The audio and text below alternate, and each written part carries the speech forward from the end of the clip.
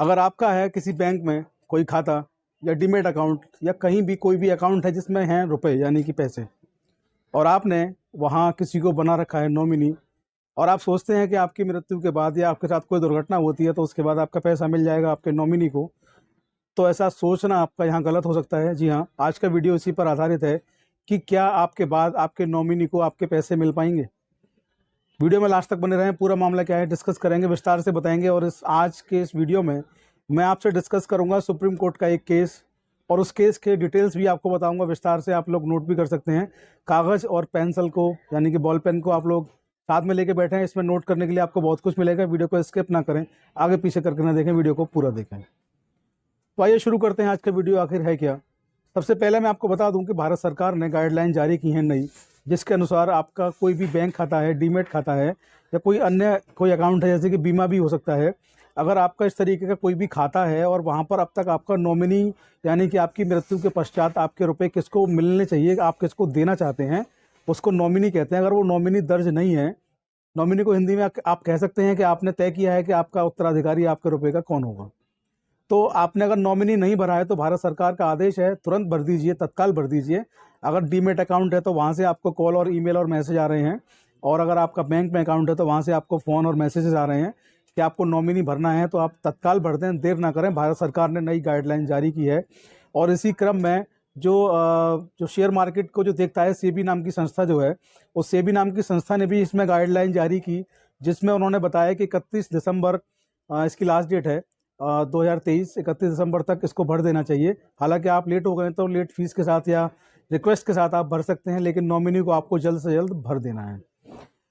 तो ये तो रहा नॉमिनी भरना, यानी कि आप किसको चाहते हैं कि आपकी मृत्यु के बाद आपका जो बैंक अकाउंट है उसका पैसा किसको मिले, आपकी जायदाद किसको मिले, आपका जो सेबी अकाउंट है जिसमें आप शेयर मार्केट करते हैं या आपने कुछ म्यूचुअल फंड्स वगैरह ले रखे हैं वो किसको मिले। तो ये तो हो गया ये। और अगर आपका बीमा है कोई, तो बीमा में आपको नॉमिनी बनाना है, क्योंकि बीमा की रकम भी ऐसे ही आप छोड़ नहीं सकते, वहाँ भी आपको नॉमिनी रखना है कि आप उस रकम को किसको देना चाहते हैं। तो एक पहलू तो ये हुआ कि नॉमिनी होना बेहद ज़रूरी है, क्योंकि आज का वीडियो है कि अगर नॉमिनी है तो भी ज़रूरी नहीं कि उसको पैसा मिलेगा। इसलिए अब आपको यहाँ सावधान होने की ज़रूरत है, आपको चौंकने की ज़रूरत है। आपको एक ये चेतावनी है कि आप चौंक जाएं और आप सावधान हो जाएं और आप जानें कि ऐसा क्या है। तो मैं आपको बता दूं, ये एक सुप्रीम कोर्ट का एक केस है। इस केस में सब कुछ बहुत विस्तार से डिस्कस किया गया। हालांकि पूरा केस डिस्कस करेंगे तो बहुत लंबा हो जाएगा, आप बोर हो जाएंगे और बताते बताते मैं थक जाऊंगा। इसलिए इस केस के कुछ मुख्य बिंदु, कुछ इंपॉर्टेंट टॉपिक्स जो हैं वो मैंने लिए हैं, आप लोग उनसे समझ सकते हैं कि मामला आखिर है क्या।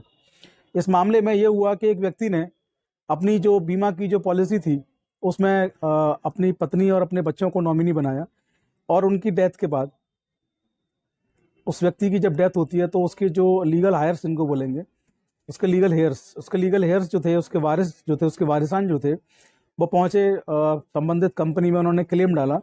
इधर जो उसकी मदर और जो उसके पेरेंट्स थे उस व्यक्ति के, उन पेरेंट्स ने भी उसमें अपना डाला कि क्लेम हमें मिलना चाहिए, क्योंकि हम भी उसके आश्रित हैं, हम उसके पेरेंट्स हैं। मामला निचली अदालत से तय हुआ कि उसके बीवी और बच्चों को वो पैसा मिलना चाहिए, क्योंकि उसने उनमें नॉमिनी उनको बनाया गया था। जो पेरेंट्स थे उन्होंने इसके विरुद्ध अपील की हाई कोर्ट में। हाई कोर्ट से भी फैसला जो था नॉमिनी के पक्ष में गया। इसके बाद मामला पहुंचता है सीधे सुप्रीम कोर्ट। अगर सुप्रीम कोर्ट अब मामला पहुंचा, सुप्रीम कोर्ट में पूरी केस की सुनवाई हुई, और सुप्रीम कोर्ट ने इस केस में जो कुछ बातें कही, महत्वपूर्ण बातें थी, वो आप लोग नोट कर सकते हैं। सुप्रीम कोर्ट ने इसमें कहा कि मृतक जो तय करके जाएंगे कि उनके अनुसार उनका पैसा उनकी पत्नी को मिले, बच्चों को मिले, ये सही नहीं है, क्योंकि आपने नॉमिनी बना दिया। आपको ये भी देखना है कि आपके जो लीगल जो हेयर्स हैं आपके, उसमें आपके जो गार्जियन हैं, माता पिता हैं, जो आपके आश्रित हैं, वो भी आते हैं। तो ये भी आपको देखना ज़रूरी है। इसके अलावा मृतक की संपत्ति में जो जनरल रूल है अब तक वो ये है, मृतक की कोई संपत्ति होती है तो उसकी पत्नी, उसका बेटी बेटा जो भी होते हैं, और उसकी माँ, इनका हक माना जाता है। वारिसान में भी इन लोगों के नाम दर्ज होते हैं। वारिसान जो किसी व्यक्ति की मृत्यु के बाद बनने वाला लीगल डॉक्यूमेंट होता है कि संबंधित जो व्यक्ति इसकी डेथ हुई है उसने किन लोगों को अपने उत्तराधिकारी के रूप में छोड़ा है। और नॉमिनी को पूरा पैसा चला जाएगा। अगर ये कंडीशन तब लागू होगी जब बीमा की जो रकम है वो उसमें नॉमिनी का पूरा खोल कर रखा गया हो बीमा के फॉर्म में कि नॉमिनी किसको बनाया जाता है। इसके साथ सुप्रीम कोर्ट ने कहा, इस केस में, इस पर्टिकुलर केस में सुप्रीम कोर्ट ने कहा कि ये पूरा पैसा जो है वो 3 जगह बांटा जाएगा, और इस 3 जगह में एक हिस्सा जो है उसकी पत्नी उसको मिलेगा, एक हिस्सा उसके बच्चों को मिलेगा, और जो तीसरा हिस्सा है वो उसके गार्जियंस को यानी उसके पेरेंट्स को मिलेगा जो उस पर आश्रित हैं। तो आप अगर ये सोचते हैं कि आप किसी को नॉमिनी बना देते हैं तो सारा पैसा उसको मिल जाएगा, अपने आपके जो लीगल जो आपके उत्तराधिकारी बचते हैं, आपके आश्रित जो बचते हैं, आप सोचते हैं कि उनको नहीं मिलेगा, तो इस सुप्रीम कोर्ट के आदेश से ये हो सकता है कि पैसा जिसको आपने नॉमिनी बनाया उसको मिले, लेकिन उसके अलावा जो और यहाँ पर बताए गए हैं 3-4 जो उत्तराधिकारी हैं जो आपके उत्तराधिकार अधिनियम में ही बताए गए हैं, उनको भी आप जो भी पैसा है उसमें उनका हिस्सा है उसको आप रोक नहीं सकते। नॉमिनी मतलब आप समझ लीजिए कि आपके पैसे का एक वो मैनेजर होता है, आपके पैसे का पूरा उपयोग करने की पावर उसके पास नहीं होती है।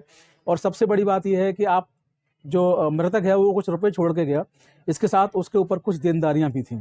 यानी मान लीजिए कि मृतक ने 5 लाख रुपए छोड़े अपने बैंक के अकाउंट में या बीमा में, और उसके पास 7 लाख रुपए का या 10 लाख रुपए का कर्ज था या 5 लाख रुपए का कर्ज था, तो नॉमिनी जो भी होगा वो पैसे की रकम लेने से पहले उसको वो सारी जो देनदारियां हैं वो चुकाने की जिम्मेदारी भी लेनी पड़ेगी। यानी कि नॉमिनी केवल, आप ये मत समझिए नॉमिनी हो या उत्तराधिकारी हो कि वो केवल ले सकता है, अगर कुछ देनदारियां भी संबंधित व्यक्ति छोड़कर गया है और देनदारियां लिखित रूप में हैं, लीगल रूप में हैं, तो वो देनदारियों को देने की जिम्मेदारी भी उन्हीं वारिसान की और उसी नॉमिनी की बनती है। तो आज की वीडियो में इतना ही। जाते जाते इस वीडियो का शीर्षक मैं आप लोगों को बता दूँ, आप लोग सुन रहे हैं तो आपको मैंने बोला था कागज़ कलम लेके बैठिए, तो आप लोग नोट भी करना चाहेंगे।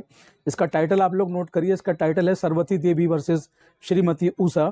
सुप्रीम कोर्ट का ये मसला है और इसकी जो डेट ऑफ डिसीजन है यानी कि आदेश की जो डेट है वो है 6/12/1985, और सुप्रीम कोर्ट का ये मसला है और उसकी जो बेंच थी वो E.S. वेंकटरमैया और R.B. मिश्रा 2 जस्टिस की बेंच ने इस फैसले को दिया था। तो आज के वीडियो में इतना ही। आप भी हो जाएं सावधान, हो जाएं सतर्क, वीडियो को मैक्सिमम लोगों तक शेयर अवश्य करें, फॉरवर्ड अवश्य करें। कुछ आपको पूछना हो, लगता हो कुछ रह गया जल्दबाजी में बताने से, तो आप लोग हमें मैसेज या ईमेल लिख सकते हैं। कॉल ना करें, कृपया करके कॉल बिल्कुल ना करें, क्योंकि हमारा सिस्टम ऑटोमेटिक है। आप कॉल करते हैं तो आपका नंबर ब्लॉक हो जाता है। तो आप लोग जो भी कहना चाहते हैं मैसेज में कहें, कॉल ना करें। इसके अलावा आप लोगों से पुनः निवेदन है कि आप लोग चैनल को सब्सक्राइब करें। ऑफिशियल प्रतीक चौधरी और चौधरी लीगल एसोसिएट दोनों यूट्यूब चैनल को आप लोग सब्सक्राइब करें। इसके अलावा आप लोग हमें फेसबुक और इंस्टाग्राम पर भी फॉलो कर सकते हैं। ID सेम है, चौधरी लीगल एसोसिएट और RTI एक्टिविस्ट प्रतीक चौधरी। इन सब के जो लिंक हैं वो आपको हमारे डिस्क्रिप्शन के बॉक्स में मिल जाएंगे। वीडियो को शेयर करना ना भूलें। आज की वीडियो में इतना ही। जय हिंद, जय भारत, नमस्कार।